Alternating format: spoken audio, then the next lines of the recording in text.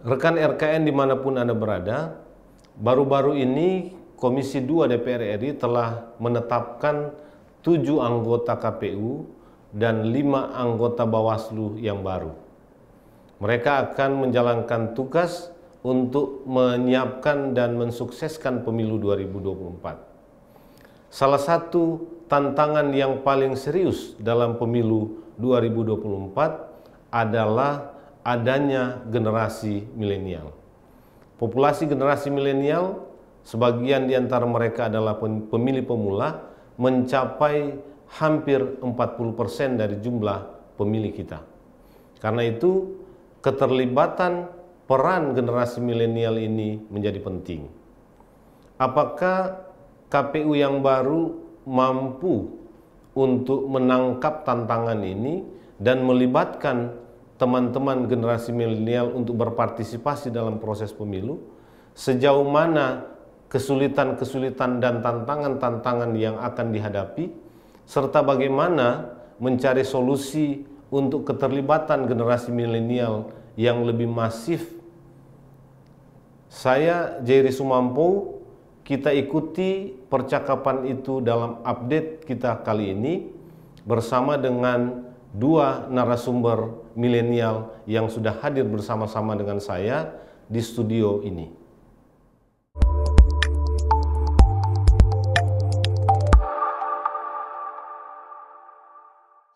Rekan RKN dimanapun Anda berada, dalam update kali ini bersama saya Jerry Sumampo, kita akan berbicara tentang komposisi penyelenggara pemilu, KPU dan Bawaslu, dalam rangka menjawab tantangan dunia milenial dalam pemilu 2024. Sebagaimana kita tahu, dalam konteks pelaksanaan pemilu, generasi milenial ini sering menjadi perbincangan yang marak. Dan ada banyak prediksi bahwa generasi milenial itu akan menentukan opini pemilu di 2024. Karena mereka pengguna dunia media sosial yang sangat aktif. Nah, tetapi di pihak lain, ada juga kesangsian terhadap generasi milenial karena mereka dianggap dan dikategorikan belum terlalu paham atau belum terlalu terbiasa dengan isu-isu pemilu yang rumit gitu ya. Kan katanya salah satu ciri generasi milenial itu mau yang gampang-gampang aja, mudah, yang simple, dan seterusnya. Nah, kita akan membicarakan tantangan dunia milenial dengan komposisi penyelenggara pemilu yang beberapa waktu yang lalu itu baru diputuskan, ditetapkan oleh Komisi 2 DPR. KPU 7 orang dan kemudian Bawaslu 5 orang. Sudah ada komposisinya. Sejauh mana komposisi Bawaslu KPU ini atau KPU dan Bawaslu ini bisa menjawab lah kira-kira begitu ya tantangan dunia milenial atau menjawab kebutuhan-kebutuhan generasi milenial dalam berpartisipasi atau ikut terlibat dalam pemilu 2024. Nah, saya sudah didampingi oleh 2 orang. Ini 2 orang generasi milenial. Ini benar-benar generasi milenial, tetapi ini unik ini mereka masih kategori milenial, tapi sudah jadi pegiat pemilu sejak lama, gitu ya. Nah, saya perkenalkan dulu, di sebelah kanan saya ini ada Bung Alwan Olah Riantobi. Selamat datang, Bung. Terima kasih. Selamat datang, Mas Alwan ya. Mas atau Bung ya? Bung. Mas ya, Bung ya. Oh, Bung. Kalau generasi milenial itu panggilnya apa itu? Bro lah. Bro ya. Oh ya, bro gitu ya. Bro Alwan gitu. Bro Alwan ini sekarang mengelola sebuah lembaga yang dia beri nama ini Kata Rakyat gitu. Jadi Bro Alwan ini adalah Direktur Kata Rakyat gitu. Sebelumnya menjadi pegiat pemilu atau koordinator nasional JPPR ya, Jaringan Pendidikan Pemilu untuk Rakyat gitu. Jadi nanti kita akan berbincang soal tema dan topik tadi. Nah, di sebelah kiri ini milenial juga gitu. Ada Bung Eri Kurniawan.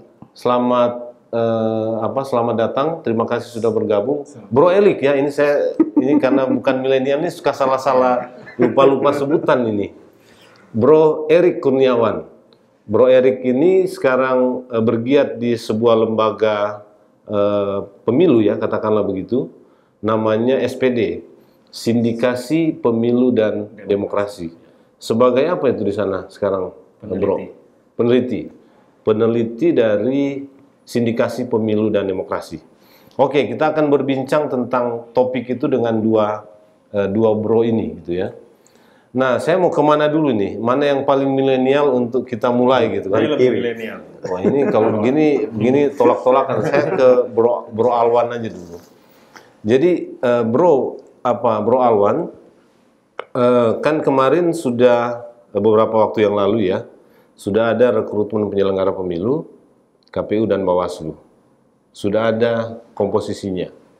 Sebagian besar di antara mereka, atau seluruhnya, itu adalah mereka yang selama ini sudah bergiat sebagai penyelenggara pemilu, gitu ya. Di KPU hanya ada satu.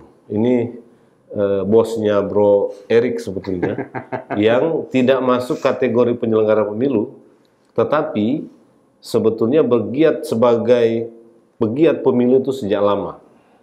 Seingat saya sudah sejak tahun 99 ya. Sebelumnya malah, karena menjadi pegiat pemilu atau pemantau pemilu di Daerah. ya di daerah, di sebuah lembaga yang namanya KIPP, Komite Independen Pemantau Pemilu. Nah, sudah ada 5, 7 dan 5. Kalau lihat dari usianya, ya memang tidak tua-tua amat ya komposisinya ini, tapi nggak milenial juga. Gitu. Umumnya mereka kalau saya lihat secara sepintas itu kelahiran 70-an ke atas gitu ya, sampai 80-an gitu. Nah, kira-kira dan dua bro ini ya, sebetulnya kan ikut terlibat juga dalam proses seleksi kemarin, paling tidak untuk memantau dan mengkritisi proses seleksi. Nah, seperti apa komposisi ini menurut Bro Alwan dulu? Ya, terima kasih Bang Jerry. Yang pertama, kita tentu harus menerima keputusan DPR yang kemudian menghasilkan penyelenggara kita yang baru, dan saya kira itu adalah satu keputusan yang kita sebut sebagai keputusan yang sudah sangat objektif karena melalui proses yang panjang. Dari 7 nama di KPU dan 5 nama di Bawaslu tentu punya latar belakang, genre, kemampuan, dan pengetahuannya juga akan berbeda-beda. Tetapi kita meyakini bahwa mereka-mereka itu adalah bukan orang-orang baru ya. Hampir ada beberapa yang berkarir dari Panwas Kabupaten sampai ke RI, ada yang juga dari pegiat pemilu atau NGO yang sudah sekian lama menghibahkan dirinya untuk berkarir atau kemudian memantau proses pemilu. Artinya problem atau kompleksitas dan perkembangan pemilu kita mereka sudah sangat memahami. Nah, yang penting untuk didiskusikan atau kemudian penting untuk diberikan masukan, berharap bahwa ini adalah satu tim baru yang kemudian memberikan harapan ke depan. Misal kita melihat ada beberapa catatan-catatan yang kita sebut sebagai catatan hitam di periode sebelumnya. Saya kira itu menjadi satu evaluasi ke depan. Misal bagaimana membangun komunikasi yang baik kepada generasi milenial atau kemudian pemilih pemula misalnya kira-kira. Kedua, bagaimana kemudian menghadirkan kelembagaan Bawaslu dan KPU itu sebagai salah satu lembaga yang dimiliki oleh semua kalangan.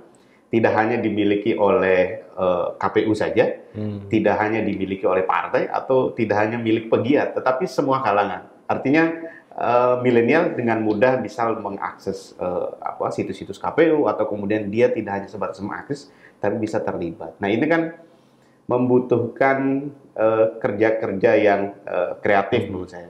Kalau tadi Bang Jerry mengatakan secara usia memang syarat menjadi KPU itu 40 tahun. Jadi susah kita berharap bahwa anggota KPU itu milenial. Nggak mungkin milenial karena syaratnya 40 tahun. Secara usia sudah tidak mungkin, tapi secara jiwa, karakter, dan gayanya, stylenya, biasanya harus milenial. Ya. Dan misal sederhananya, desain tahapan ke depan, bagaimana kemudian mendekatkan diri kepada masyarakat dalam konteks partisipasinya, mendesain teknis-teknis pemilu itu harus lebih milenial. Kita sudah harus berkembang, jangan teknis yang bersifat zaman bahala lah kira-kira begitu. Milenial harus butuh perkembangan itu. Nah, berarti Bro Alwan ini agak optimis lah dengan KPU dan Bawaslu yang sekarang ya. Optimisme. Meskipun mereka mereka ini punya modal sebagai penyelenggara pemilu yang intens ya, bahkan ada yang sudah beberapa periode ya. Optimisme itu saya kira penting sebagai upaya untuk bagaimana mendorong kerja KPU Bawaslu yang baru ini ke depan kemudian menjadi kerja-kerja yang optimal. Karena kita melihat latar belakang mereka sejauh ini di KPU dan Bawaslu sebelumnya, di lembaga pemilu sebelumnya atau pegiat sebelumnya, juga kemudian saya kira isu ini menjadi concern mereka juga. Nah, yang terpenting adalah bagaimana kemudian bersinergi dengan kelompok-kelompok milenial tadi, bersinergi dengan kelompok-kelompok masyarakat sipil supaya kerja-kerja kolektif dan saran-saran dan kemudian menjadikan KPU dan Bawaslu itu sebagai milik bersama, itu menjadi penting. Saya mau ke Bro Erik ini terkait dengan kita masih tetap topiknya terkait dengan generasi milenial. Dalam proses seleksi ya, ada nggak sih keterlibatan generasi milenial nih atau kelompok usia milenial ya dalam proses seleksi yang berlangsung berapa 3 sampai 5 bulan ini gitu. Kalau lihat dari awal. Atau ini memang seleksi kayak begini ya, seleksi penyelenggara pemilu ini memang bukan dunia kelompok milenial. Nah, kalau menurut Bro Erik ini pengamatan dan keterlibatan dalam melihat dan mengamati proses seleksi ini, itu seperti apa sebetulnya dinamika kelompok milenial ini dalam kita keseleksi dulu ya sampai kemudian terbentuknya 7 dan kemudian 5 orang. Ya, karena memang dunia kepemiluan itu sendiri juga sesuatu hal yang sulit dijangkau oleh kelompok milenial, maka bisa dibilang keterlibatan kelompok milenial itu tidak masif di proses seleksi KPU dan Bawaslu. Jadi bagi mereka nggak menarik lah ini kan? Ya, ya kita harus jujur, pemilu secara keseluruhan kan bukan sesuatu barang yang seksi untuk isu yang seksi bagi kelompok milenial, tapi bukan berarti kemudian tidak ada sama sekali partisipasi kelompok milenial dalam hal mengawal proses seleksi KPU dan Bawaslu periode 2022-2027 ini kan. Nah, kalau di kalangan kita teman-teman di civil society yang bergerak di isu kepemiluan, ya, ada juga yang milenial ya. Banyak yang milenial. Tapi secara umum lah ya. Ya, secara umum memang nggak ada. Tapi ada kelompok civil society yang kita nyebutnya tim U23 karena ini terinspirasi dari tim muda. Nah, harusnya memang tim U19 karena yang punya prestasi lebih tim U19. Nah, kita nyebutnya tim U23 yang memang sejak awal proses rekrutmen penyelenggara pemilu ini mereka terlibat secara langsung dalam mengadvokasi kepentingan-kepentingan pemilu yang lebih demokratis lah. Dalam perspektif mereka sebagai millennials gitu ya. Ya kebetulan saya dan Bro Alwan ini kan betul. Saya baru ingat. Bukan alumni masih belum dibubarkan tuh. Belum. Tapi kita sudah jadi alumni karena kita sudah mendelegasikan tugas itu kepada adik-adik yang lebih muda. Meregenerasikan. Karena kita merasa kita nggak lebih milenial dibanding teman-teman yang baru ini. Tapi kita tetap terlibat secara engagementnya kita tetap terlibat, tapi secara full. Yang melakukan teknis advokasinya mulai dari menyusun masukan, bertemu dengan tim seleksi, bertemu dengan Komisi 2 DPR, terus kemudian mempublikasikan gagasan-gagasan, mempublikasikan isu, bahkan sampai kemudian melakukan penelusuran rekam jejak. Tracking, penelusuran rekam jejak calon itu mereka yang tentukan. Praktis selama kurang lebih 4-5 bulan. Mereka lah yang menjadi representasi kelompok CSO dalam melakukan advokasi terhadap proses seleksi KPU dan Bawaslu periode sekarang. Iya ya, sebetulnya ada fenomena itu juga ya, meskipun tidak terlalu banyak, tapi di kalangan kita ya sebagai pegiat pemilu itu yang leading ya, atau yang aktif untuk melakukan pengawalan dan pemantauan tentang proses seleksinya dari teman-teman muda ya. Yang tapi memang kan concern mereka sudah di situ di pemilu ya. Iya. Itu. Mereka sudah mendefinisikan kepentingan mereka harus berperan di penyelenggaraan pemilu 2024. Jadi ketika diskusi awal ya sudah, kalau kemudian kita bersama-sama mau mengawal proses demokrasi pemilu 2024, maka teman-teman yang mulai bergabung dalam civil society organisasi ini kepemiluan ini harus memulainya dari proses seleksi KPU dan Bawaslu, karena itu titik awal. Nah, menarik sebetulnya karena tadi Bro Erik mulai dengan mengatakan bahwa dunia kepemiluan sendiri itu bagi generasi milenial itu tidak sebuah dunia yang seksi bagi mereka gitu ya. Itu kenapa ya gitu? Siapa dulu nih? Ini bisa dijawab dua-duanya ini. Iya, saya kira memang bukan sesuatu hal yang seksi karena banyak sekali informasi yang kemudian juga tidak berhasil menunjukkan dan membuktikan bahwa pemilu itu punya kepentingan langsung terhadap kelompok milenial. Tidak pernah ada aspek pendidikan pemilih yang secara khusus, masif, mampu membuktikan dan menggerakkan bahwa pemilu ini juga berkenaan dengan kepentingan teman-teman loh, kelompok milenial. Kita agak berjarak kemudian ketika melakukan. Tapi kan mereka juga nanti memilih ya. Ada banyak di antara generasi milenial ini masuk kategori pemilih pemula. Iya, betul. Gitu. Iya, betul. Pasti. Struktur pemilih kita 40% itu milenial. Betul, apalagi ya. 40%, bahkan lebih, 42-43% itu milenial. Yang itu sebagian besar didominasi usia antara 17 sampai 25 tahun. Pemilih pemulanya antara 17 sampai 22 tahun itu ada sekitar 10 jutaan di Nah, mereka memang tidak mendapatkan cukup informasi, tidak mendapatkan cukup pemahaman bahwa proses pemilu ini berkaitan erat dengan kehidupan, kepentingan mereka sebagai kelompok milenial. Satu hal contoh yang paling gampang lah kira-kira ini. Ketentuan sekolah PJJ atau daring dengan pertemuan langsung itu kan sebenarnya yang menentukan itu pejabat yang dipilih lewat pemilu. Jadi, sehingga mereka berhak untuk kemudian memberikan masukan, memberikan tekanan bahwa gue maunya sekolah langsung. Kenapa maunya sekolah langsung? Karena gila, stres bro, sekolah di depan laptop misalnya gitu. Atau memang udah laptop aja sekalian karena memang itu natifnya mereka. Kita nggak pernah. Tapi proses-proses pendidikan pemilih itu nggak pernah secara masif menjangkau pada kepentingan-kepentingan itu. Atau misalnya ini soal metodologi ya berarti ya? Ya mungkin soal cara. Soal cara atau soal metodologi yang kemudian penyelenggara pemilu dalam hal ini ya. Iya, bukan soal substansi ya.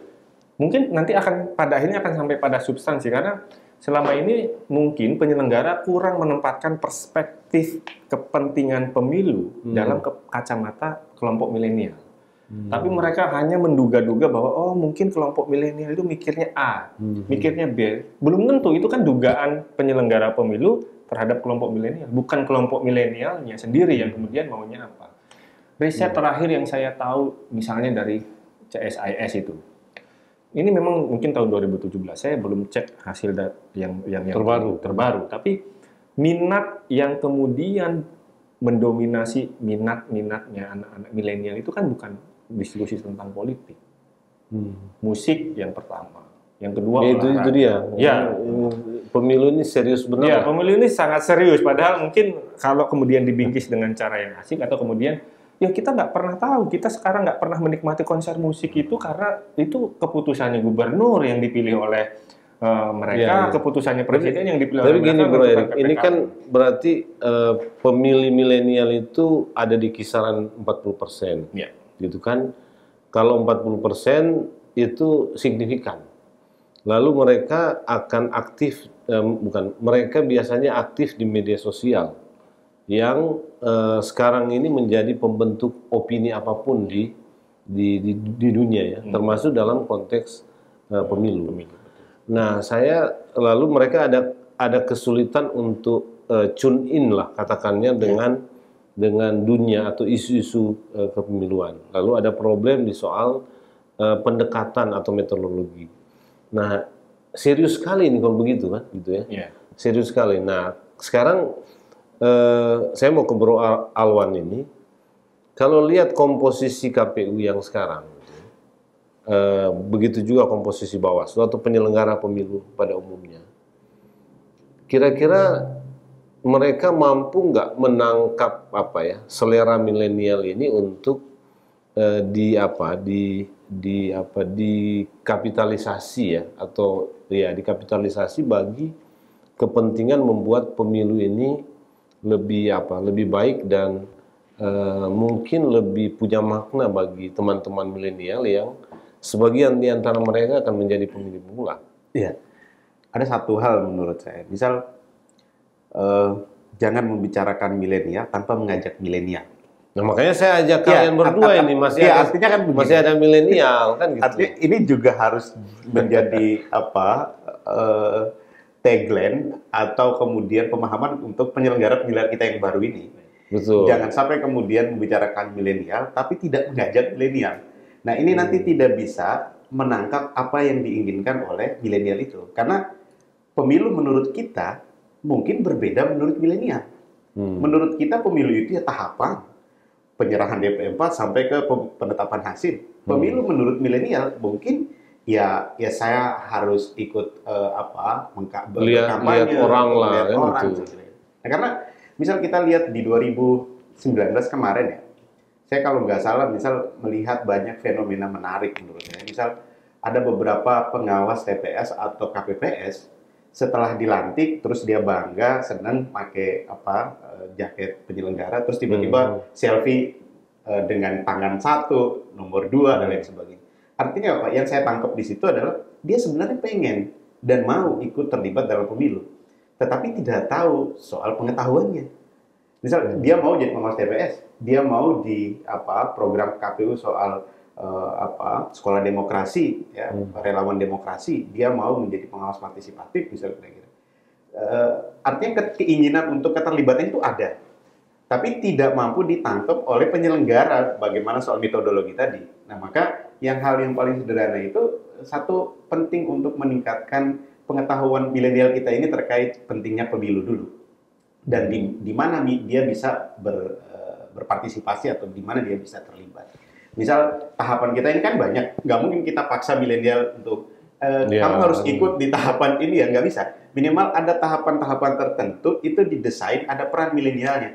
Misal DPT yang menurut saya dia sangat bisa berpartisipasi di situ untuk mengajak teman-temannya atau keluarganya untuk sadar akan hak politiknya. Misal kampanye atau misal hari kan nggak mungkin tahapan dana kampanye lalu kita ajak ayo kita verifikasi bareng ke lapangan. Pasti milenial menganggap bahwa itu sesuatu yang serius. Nah itu dia. Kalau lihat komposisinya sekarang KPU, saya mau ke komposisi juga sebetulnya karena seperti tadi ya, Bro Alwan bilang, ya bicara tentang milenial itu harus melibatkan milenial. Sekarang ini kan penyelenggara pemilu ini karena persyaratan usianya nggak ada yang milenial. Kita sih berharap dia punya punya mentalitas milenial supaya bisa membangun paling tidak kesamaan selera lah dengan teman-teman milenial, meskipun secara usia dia sudah relatif lebih sudah tidak milenial lah. Nah, ini kira-kira cocok nggak ini mereka? Kalau melihat komposisi, bisa nggak sih gitu loh? Kalau melihat komposisi penyelenggara saat ini, jadi kalau dalam kondisi seperti ini, misal kalau kita mengukur indikator penyelenggara kita baru ini milenial atau tidak, sederhana. Kita cek, ada nggak penyelenggara kita yang nggak punya medsos? Sejauh ini menurutku semua punya medsos. Dan di medsos itu aktif menurutku. Betul. Artinya apa? Kedekatan untuk milenial itu sangat terbuka untuk komponen penyelenggara kita yang baru. Hampir semua punya medsos dan dia sangat aktif juga mengupdate aktivitas dia di medsos itu. Artinya itu satu pintu untuk kita masuk bahwa secara pribadi penyelenggara kita ini bisa memahami atau kemudian tapi kan milenial kira-kira begitu. kalau medsos semua punya. Ya, tapi kan isinya Nah itu cocok nggak kira-kira dengan selera teman-teman milenial gitu. Nah isinya itu tergantung, misal sederhana, karena mentalnya sudah milenial tadi nih, mentalnya sudah milenial, tinggal bagaimana mendesain tahapannya juga harus lebih milenial, jangan kaku. Misal ada PKPU sosialisasi dan pengawasan partisipatif untuk pendidikan pemilih, misal. Itu jangan dibuat seperti seremonial. Kalau kita seremonial, ya orang jadi kaku ya, kira-kira begitu. Tapi dibuat semaksimal mungkin yang menurutku itu menarik. Kalau kita ingat di 2019 kemarin kan, KPU itu punya program bermusik juga di setiap kabupaten kota kalau nggak salah waktu itu. Dan setiap launching hari H, setiap launching kampanye dimulai, itu pasti ada pagelaran musik di situ. Nah, kenapa itu tidak didesain semaksimal mungkin yang tidak kaku menurutku untuk melibatkan milenial. Jadi ini sekarang saya kembali ke pertanyaan tadi. Itu kira-kira mereka bisa apa enggak gitu. Supaya kita kasih mereka tantangan sejak sekarang kan gitu. Mumpung baru terbentuk ya, sehingga semangatnya itu masih menggebu-gebu gitu ya. Dan kita melihat secara real salah satu tantangan pemilu kita ke depan itu keterlibatan generasi milenial atau kelompok milenial, kelompok pemilih pemula. Kalau optimisme ke penyelenggaraan, nggak usah panjang-panjang dulu, ini kadang-kadang generasi milenial, dua generasi milenial ini juga putar-putarnya ini agak panjang, jadi kita kalau optimisme ke penyelenggara kita yang baru, dia harus selalu optimis lah ya. Ya kan? Tapi kan tidak hanya optimis kalau dia bisa berjalan, tapi kan membutuhkan tadi karakter dia juga sudah, dan tim-timnya saya kira menjadi penting. Oke, jadi mungkin juga yang penting ya ke Bro Erik ini. Apa sih sebetulnya kebutuhan generasi milenial ya katakanlah dalam konteks pemilu? Tadi kita sudah elaborasi lebih banyak soal pendekatan, soal metodologi gitu. Tapi ada soal lain nggak sih gitu ya? Tidak semata-mata metodologi. Karena kalau metodologi semestinya pendekatan atau menjangkau kelompok milenial itu lebih mudah, karena seperti tadi kita bicara, teman-teman milenial ini adalah pengguna media sosial yang aktif, gitu ya. Jadi relatif lebih mudah sebetulnya, dan hampir sebagian besar waktunya setiap hari itu dihabiskan di gadget, di laptop atau di peralatan-peralatan elektronik, dan itu mengakses media sosial, gitu. Nah, kepentingan atau keperluan mereka apa sih gitu? Kita kasih semacam semacam PR lah kepada teman-teman penyelenggara yang baru ini, KPU dan Bawaslu, karena kita melihat urgensi dan kepentingan generasi milenial ini dalam pemilu gitu. Ya, simple. Simple. Ya? Buat milenial tuh nggak ada yang ribet, dan mereka mungkin nggak mau ribet. Itu setidaknya pandangan subjektif saya. Jadi setengah milenial. Soalnya itu adalah bagaimana membuat yang rumit-rumit ini menjadi simple.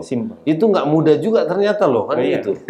Atau bagi kita kelompok orang seperti saya ya yang sudah nggak milenial ini, itu agak rumit juga membayangkan itu. Kelompok milenial nggak perlu tahu apa tahapan pemilu dari awal sampai akhir. Nggak penting lah ya. Hanya kelompok milenial yang bergerak di CSO pemilu aja yang tahu. Yang selebihnya nggak perlu tahu. Tapi dia harus tahu siapa yang harus dia pilih, bagaimana cara dia memilih, dan apa keunggulan para kandidat yang kemudian dia pilih. Dan dia paham kenapa dia harus memilih. Kenapa dia diberikan hak untuk memilih.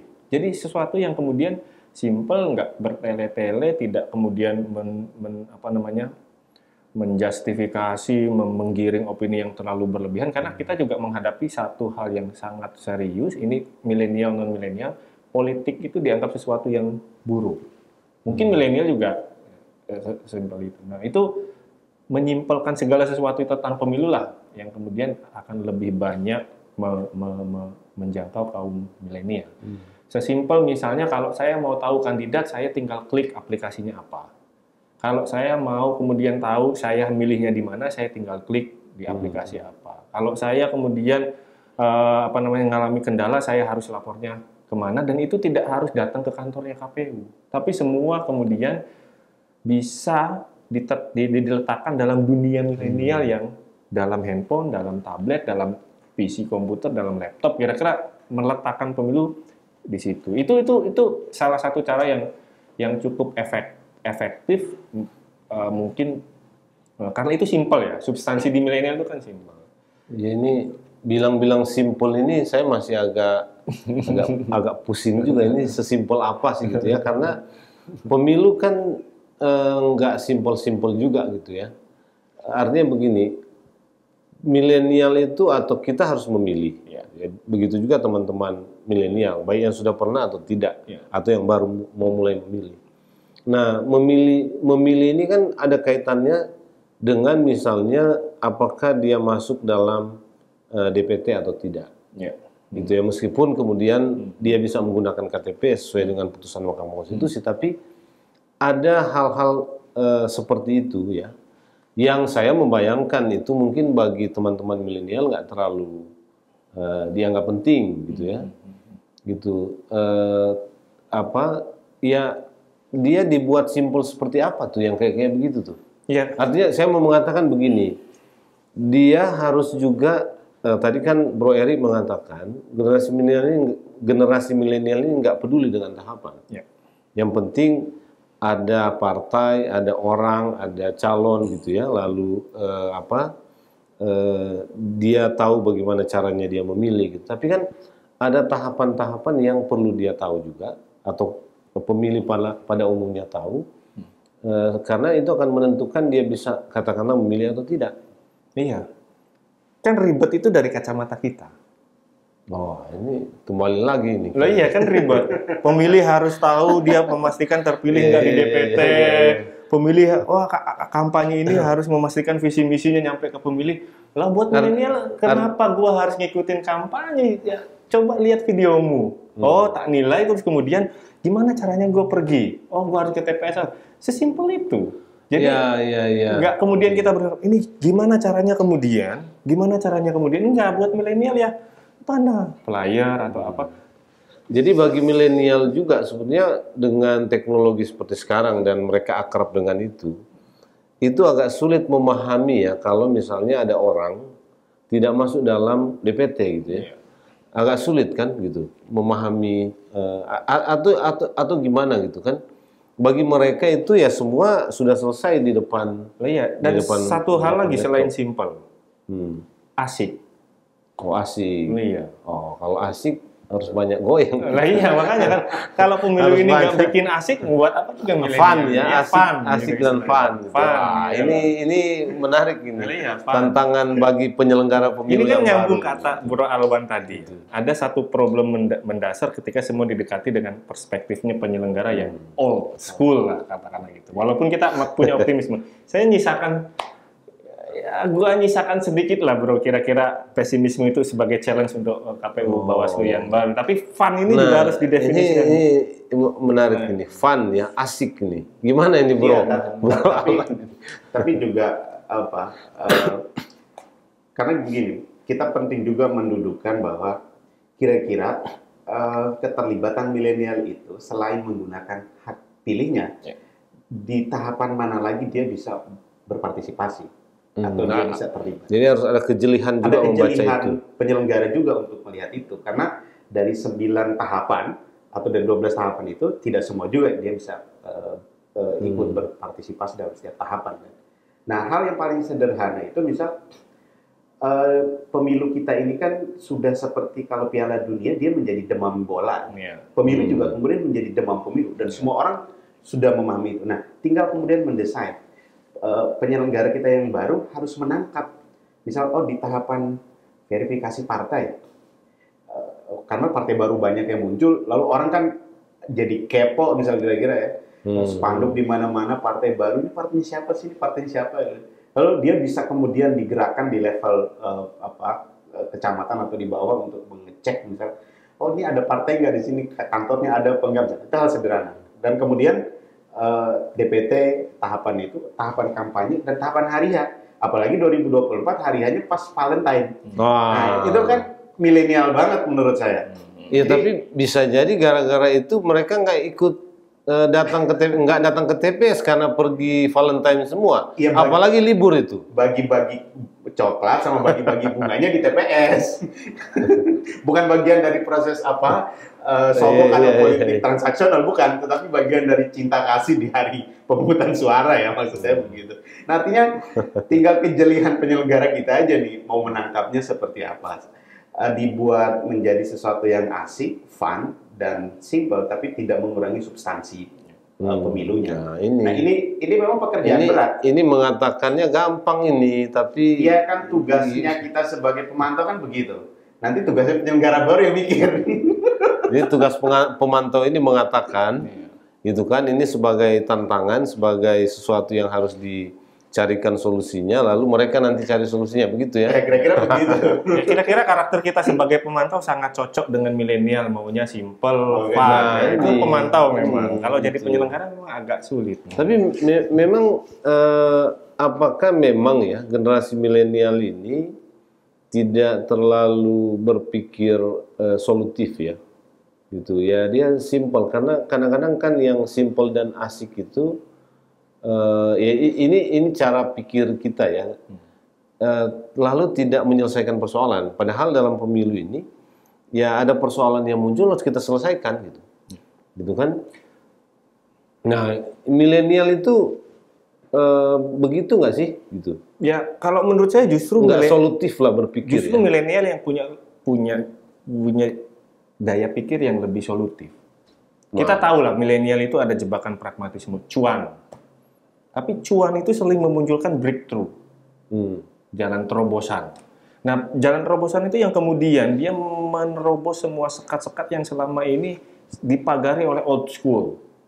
Oh, nggak bisa regulasinya kayak gini, oh nggak bisa. Nah, sepanjang kita kemudian mau mencapai tujuan tertentu, toh kenapa kemudian ada satu pemikiran out of the box yang biasanya itu memang dari milenial. Kalau old school, oh ini bisa nggak ini? Kalau milenial, gimana caranya dapat? Gimana caranya bisa? Justru milenial kerap kali menghadirkan satu gagasan yang menurut saya solutif, breakthrough. Cuman kan tadi kata kuncinya seperti yang Bro Awan bilang. Jangan pernah ngomong milenial tanpa mengajak milenial. Cinta Laura itu kan sering, saya pernah dengar beberapa YouTube-nya. Dia beberapa kali bekerja sama dengan pemerintah, tapi kemudian dia merasa bahwa perspektif kita nggak pernah diambil. Itu perspektif mereka atas kita. Dan masukan-masukan itu yang kemudian agak sulit sehingga kemudian memutuskan, misalnya agak takut terjun ke dunia politik, padahal dia sangat tertarik. Satu hal lagi, politik di kalangan milenial itu juga menurut saya dalam titik tertentu ada dalam backman-nya, ada dalam alam bawah sadarnya. Cuma kemudian realitas yang ada, argumentasi publik yang ada, yang itu kemudian menjadikan milenial enggan untuk berpartisipasi. Jadi bukan mereka nggak tahu, mereka tahu. Bukan mereka kemudian nggak ingin, mereka ingin. Tapi misalnya gini, saya main game online. Coba bayangkan, karakter dalam game online itu, satu Joko Widodo, dua Prabowo, itu dijadikan satu satir tertentu, kemudian ingin dia populer di gamenya. Bahkan ada yang Papa Setnov. Sesuatu yang kemudian, dalam alam bawah sadar mereka politik. Papa Setnov itu bukan karena mereka nggak tahu siapa Setia Novanto, dan itu urusan politik.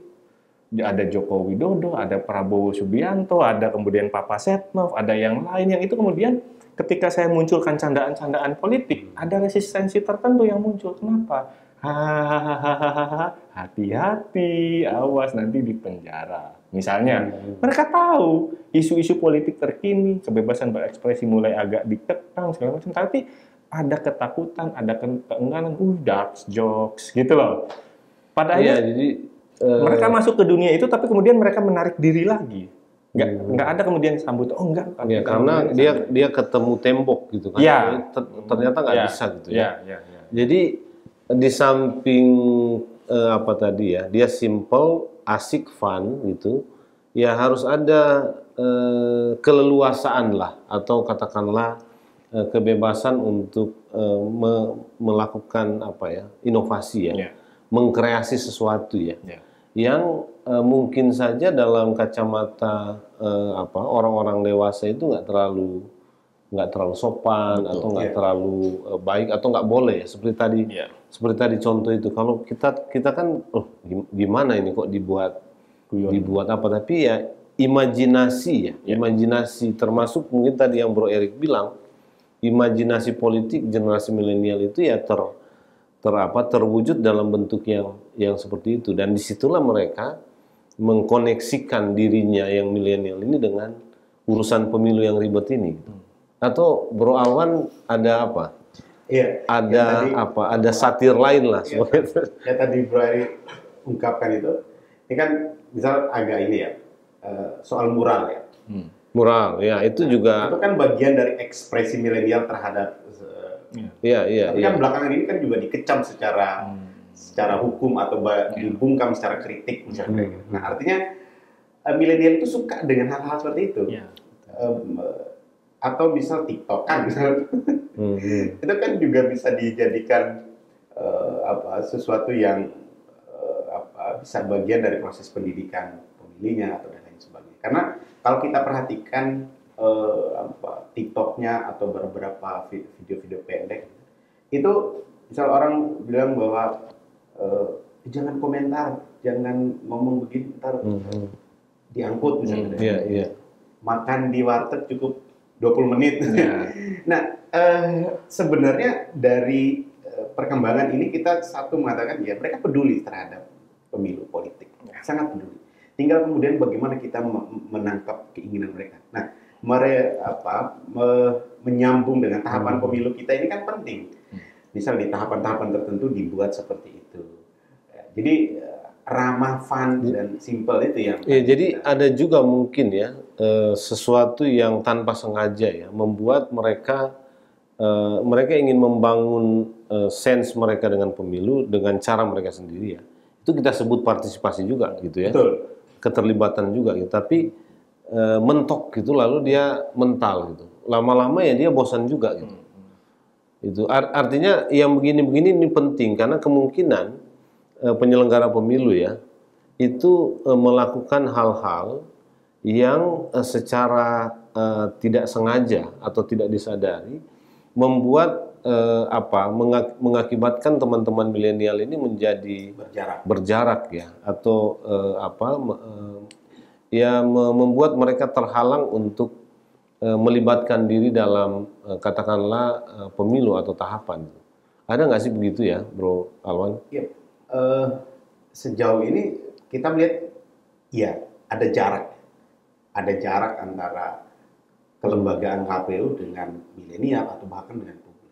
Nah, artinya kan yang menjadi harapan kita ke komposisi penyelenggara yang baru ini kan tadi di awal yang saya bilang jangan sampai ada jarak antara penyelenggara yang baru dengan kelompok milenial. Maka kemudian penting untuk mendesain tahapan-tahapannya ini yang juga tidak bersifat konvensional, tapi harus berbasis digital atau kemudian teknologi dan sesuai dengan selera-selera milenial.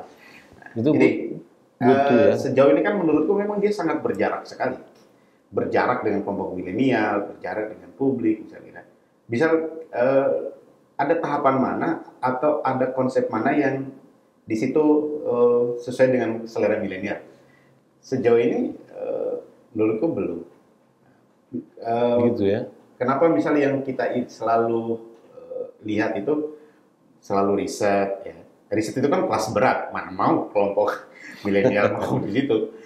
Jurnal misalnya itu kan hal-hal berat. Nah, coba riset, jurnal dan lain sebagainya tetap dipertahankan, tapi juga memunculkan gagasan baru soal seperti tadi Bung Erik sampaikan juga. Jadi, Anda mau mengatakan treatment terhadap generasi milenial itu harus berbeda gitu. Betul. Sehingga harus ada variasi dan inovasi ya dari penyelenggara pemilu untuk menjalankan tahapan. Iya, dia treatmentnya harus berbeda. Misal satu tahapan. Iya, dia harus dibuat treatment khusus dong. Treatment khusus. Kelompok tahapan ini kelompok sasarannya NGO berbeda treatmentnya dengan kelompok sasarannya milenial. Dia tidak bisa disamakan. Tapi nanti itu ada konsekuensi anggaran juga gitu. Kalau sebuah tahapan itu dibuat dalam bentuk yang berbeda-beda gitu ya, karena untuk menjangkau kelompok milenial ada konsekuensi anggaran kan, selalu kadang-kadang keluhannya juga di situ gitu. Nah itu yang kemudian cara pikir anti milenial sebenarnya. Oh gitu ya. Wah. Ini akan berkonsekuensi. Padahal kemudian kita nggak pernah membicarakan breakthrough-nya. Dialog ini nggak terlalu baik juga ini, karena dua orang milenial ini malah menyerang yang kolonial kan. Tapi iya ya, artinya ekspresi penyelenggara itu atau kebijakan-kebijakannya itu juga memang harus dipikirkan betul akibat dan implikasinya terhadap teman-teman milenial. Karena dengan mudah bahasa seperti Bro Erik tadi itu keluar. Itu kan cara berpikir Anda, cara berpikir kami berbeda. Gitu kan? Kita nggak berpikir sampai sejauh itu gitu. Anda aja yang terlalu serius mikirin kan itu misalnya kan. Jadi nah tapi ya ini tantangan bagi teman-teman KPU ya. Saya nggak tahu ya apakah kalau kita lihat pengalaman pemilu sebelumnya, sebetulnya usulan-usulan seperti ini kan bukan hal baru. Gitu, bukan hal baru. Nah, tapi kita juga melihat ada kesulitan teman-teman penyelenggara pemilu itu mewujudkan itu dalam bentuk yang lebih konkret di tahapan itu. Itu kenapa ya? Apakah memang karena seperti tadi ekspresi dia nggak mampu menangkap semangat ya atau spirit dan alam pikir generasi milenial gitu. Apakah memang begitu? Kalau begitu kan repot ini, gitu. Harus teman-teman milenial yang harus jadi penyelenggara pemilu. Itu betul. Nah repotnya kan persyaratan umur itu 40 tahun nih bro, gimana? Nah ini ada satu hal yang menurut saya juga menarik ya. Pertama itu kan begini, mengubah sesuatu yang sudah ajak itu kan memang sulit. Kita bisa pahami itu, tapi kita nggak akan berkutat di diskusi itunya. Betul. Itu satu yang pertama. Nah yang kedua, yang mengubah perilaku kita itu kan kadang-kadang agak berat kalau diri sendiri. Kita tahu, COVID itu mengubah kita dari offline ke online. Betul. COVID itu memaksa kita bisa Zoom, memaksa kita bisa Google Meet, memaksa kita kalau nggak ada COVID, kita butuh 10-15 tahun lagi. Ya, betul. Nah, itu yang kemudian sebenarnya transisi yang perlu dipercepat hanya itu aja. Bagaimana kemudian mendiskusikan gimana caranya, bukan apa kendalanya. Lebih banyak diskusi. Nah, kita kan nggak perlu COVID milenial, nggak perlu bahwa apolitisnya milenial ini sangat gerus tingkat partisipasi sampai kemudian penyelenggaranya mau berubah. Nah, maksudnya kasus COVID menginspirasi bahwa sesuatu yang sudah kita tata ajak itu juga mungkin saja berubah dengan cara. Makanya melibatkan milenial itu jadi satu kata kunci dalam menjangkau kelompok milenial. Nah, yang ketiga, kita tahu betul dan kita sadar betul bahwa gak mungkin lah gue jadi anggota KPU karena umur gue baru 30 tahun. Ya, itu di bawah itu satu. Apalagi kita nggak pernah tahu bahwa jadi anggota KPU kabupaten kota itu 30 tahun. Milenial masuk di situ. Jadi anggota KPU Bawaslu provinsi itu 35 tahun. Jadi anggota PPK jadi anggota PPS itu bahkan lebih muda lagi 25 tahun. Bahkan ada yang sampai jadi anggota KPPS 17 tahun. Nah, membangun bahwa keterlibatan mereka dalam konteks penyelenggaraan pemilu jadi penyelenggara pemilu yang tingkat bawah itu sebagai satu eksistensi sosial, mungkin akan banyak orang kemudian ngerasa bahwa ini gue mau ngeksis, gue mau narsis ya lewat ini caranya salah satunya. Tapi nuansa itu yang kemudian perlu dibangun. Nah karena memang ya kita nggak pernah tahu kan, karena selama ini milenial nggak terlibat. Saya setuju bahwa apa yang dibilang Alwan, mungkin ada jarak antara milenial dengan politik. Tapi kalau kita lihat, kalau kemudian politik itu ada dalam backman-nya kelompok milenial seperti tadi yang saya sebutkan, dalam game aja mereka tahu politik. Sebetulnya tidak ada jarak. Itu. Cuma ekspresinya berbeda. Jarak itu pada akhirnya muncul karena kelompok milenial menghindar. Caranya nggak asik mungkin. Jadi dia membuat jarak dengan sendirinya. Yang kemudian penyelenggara pemilu dalam hal ini nggak kemudian bergeser juga untuk mendekati lagi. Jadi dengan caranya sendiri, kemudian milenial akhirnya juga menghindar. Jarak itu terjadi karena memang milenialnya menghindar. Karena ada yang salah dengan cara mendekati mereka-nya. Iya, ini menarik sebetulnya karena tadi Bro Erik bilang penyelenggara pemilu ini harus mampu keluar dari Zona nyaman. zona nyaman. Artinya sesuatu yang selama ini sudah diulang-ulang gitu ya. Kan ada jebakan ya atau ada godaan seperti itu yang selama ini terjadi gitu. Jadi dia semacam bukan semacam sebenarnya hanya copy paste dari apa yang sudah dilakukan di masa lalu sehingga ruang untuk melibatkan generasi milenial sebetulnya hampir nggak ada gitu karena desain gitu ya pola metode dan lain-lain itu masih lama semua gitu masih lama semua. Nah kan tadi saya menangkap memang harus ada semacam ya sedikit atau banyak keberanian ya untuk mencoba sesuatu yang lain sama sekali dan bisa saja itu mungkin tidak seringkali kita bayangkan apa impact-nya ini untuk teman-teman milenial.